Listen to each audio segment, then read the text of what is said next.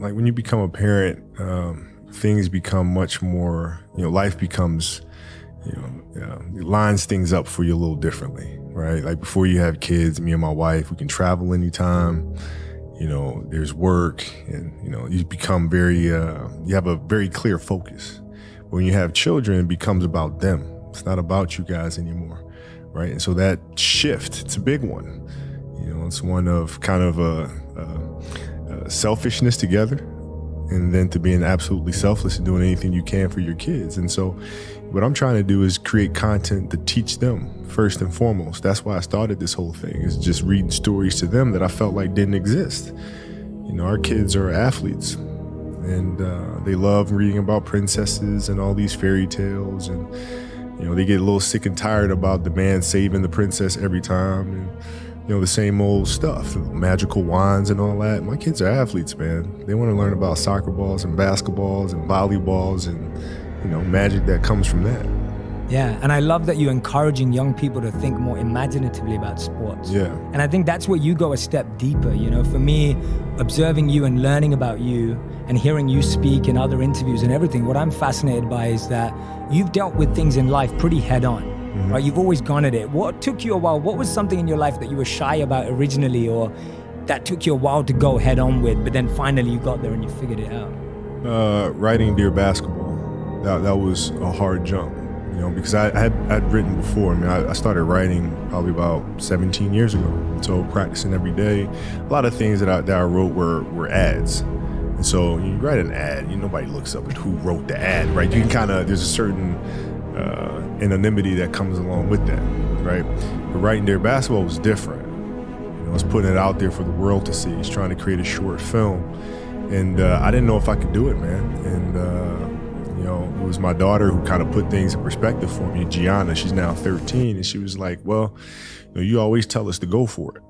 So She put you on the spot. Yeah, she put me on the spot. She was like, "You gonna talk about it? You gonna be about it," basically. And and that gave me the final push. I love that. When you started writing 17 years ago, did you envision that one day you would move into this storytelling space, or was it just something you enjoyed at the time? No, man. It was just something I enjoyed, and I enjoyed writing ads. It was something funny about trying to distill a message down into 30 seconds or a minute, depending on the budget. You know what I mean? Trying to say something important, trying to speak to the brand attributes, but also speak to something that's greater and that has a stronger message, stronger philosophical message. And how do you connect those dots? So putting that puzzle together was something that was really intriguing. Yeah. But I never thought I'd be writing novels or movies and that sort of stuff. Never, man. I love that, man. I love it how everything evolves naturally. And actually hearing you say that, it reminds me, so my vision when I was sharing earlier became very clearly making wisdom go viral. Mm-hmm. And I was like, how do I take these teachings that are so sacred, they're hidden away in these books, and how do I make them really relevant and accessible and practical to the whole world? Mm-hmm. Because I know that anyone can access them. They're universal, right? These teachings can apply to anyone, but sometimes they're just hidden away. Sure. And a young person doesn't know how to find them. So that inspires me hearing them. That's beautiful too, because especially in today's world, there's so much clutter.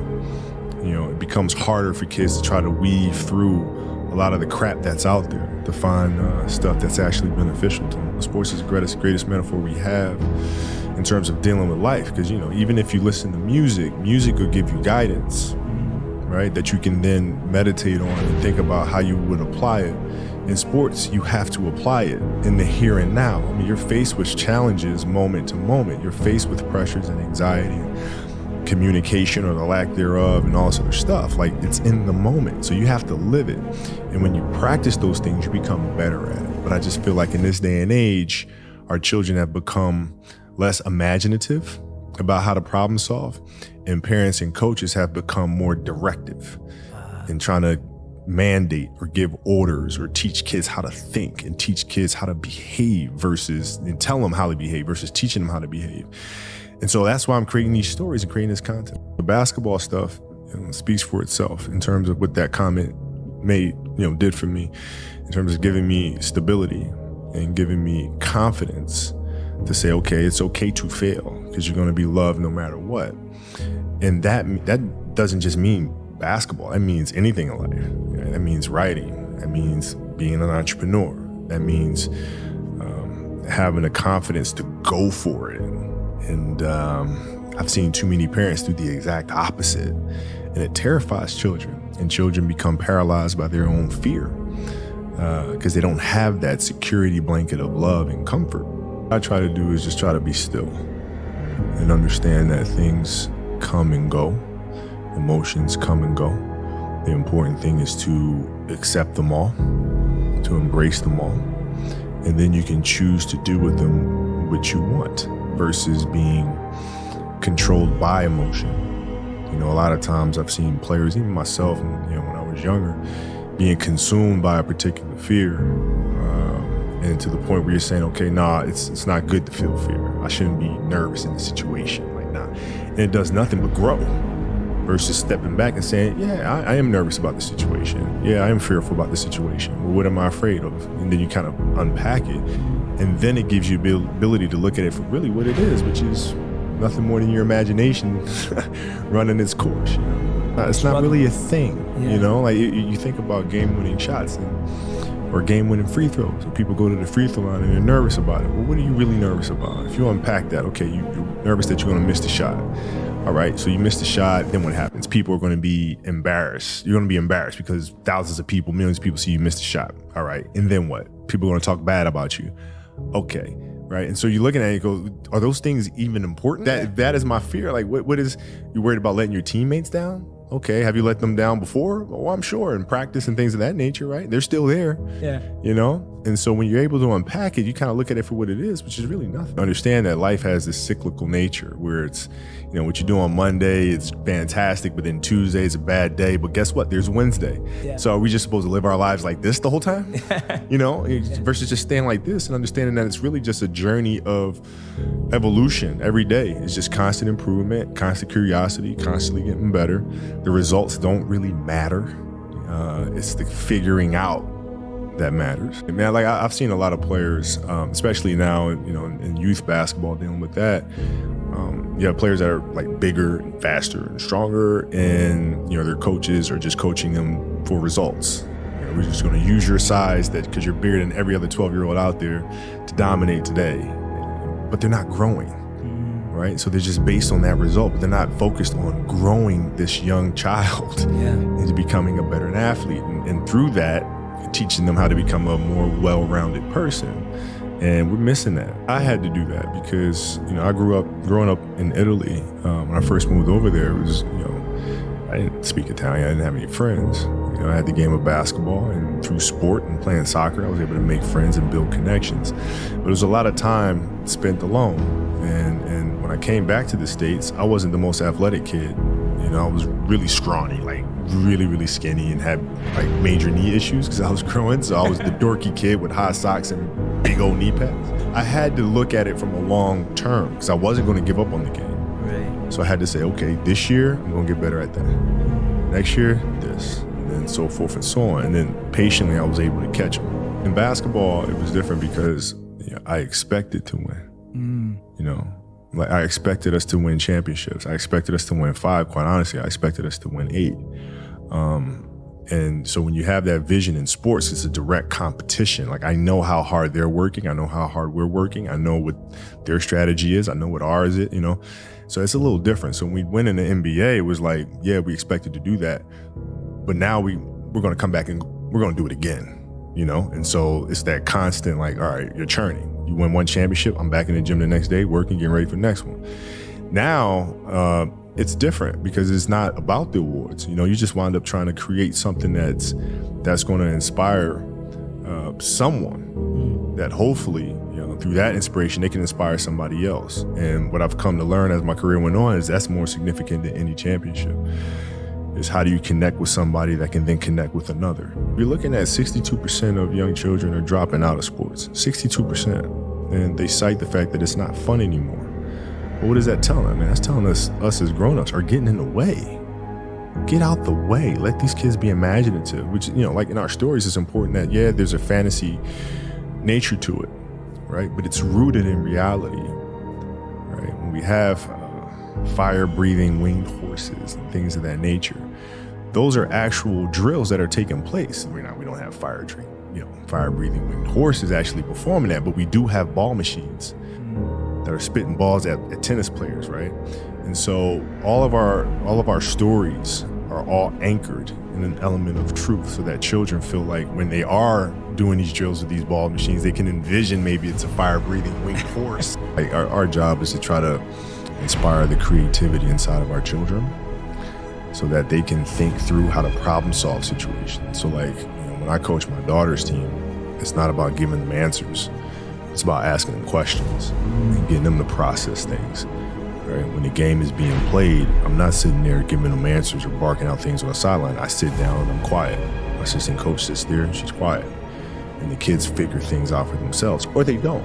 And then they come back and there's always questions. And then you kind of ask them more questions and you help them figure it out. But then you see their level of excitement to practice every day increase, because it's a process that they are owning, right? They're not coming to get orders barked at them every day. They're coming for kind of their personal quest to get better. So like the first novel we did was the Wizenard series. It was important for that to be basketball, because I wanted the first story to be one of empathy and compassion. And in team sports, if you don't have that, you can't win, right? And so it was important to tell the tale of a basketball team dealing with their own personal fears, and have those fears and insecurities lead to empathy and compassion for others. Right? And with the second story, I wanted to look more internal, individually, and look at how do you deal with the inner challenges, the kind of the self-negotiation that takes place inside of our own heads.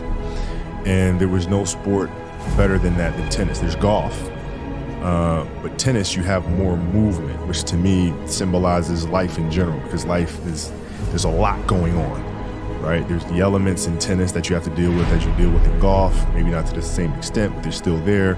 And then there's the confrontation with the person across the net from you, right? As well as the strengths and weaknesses in your own movements and how you feel in your own body. And because of that, it was important for this story to be a tennis story. People always figure out a way to do it that's comfortable for them, but which is why in everything that we do, we try to create the highest quality of product, right? Like, people will sit down and tell me, they'll say, okay, well, audiobooks, very small percentage of people listen to audiobooks. We don't really have to invest too much in doing audiobooks. And what? Excuse me? No, because what if that one person just listens to audiobooks? That one family enjoys audiobooks. They have to get the best experience that I could possibly give them. So that means using a London orchestra. That means doing full symphonies. That means having Felicia Rashad read the stories. Like, it means everything. The books themselves. I got this all the time. There's no money in making books, man. Nobody makes money in books. And I'm sorry, you want to make a book with using what material? Yeah, because children matter. So like, I don't know how they're going, I imagine how they're going to be consuming content. But ultimately it's my responsibility and our responsibility as a studio to make every single thing that we put out the highest quality possible. There's a certain element of truth in everything, and the creativity generally comes from personal experiences first, and then you kind of look on a broader scope of, okay, how do you take something extremely personal and then channel it in a way for masses to understand and get their arms around, sort of thing. But it always starts in the element of truth, and then you start unpacking that by sitting in thought and figuring out like character, who is this person, who's his family, and then that's when I start getting in trouble. I have like books and books and books and books and books and books and books and books and books of backstory, because it's not good enough just to say the character's this way. Yeah. Why are they that way? Yeah. Well, the parents. Well, where do the parents come from?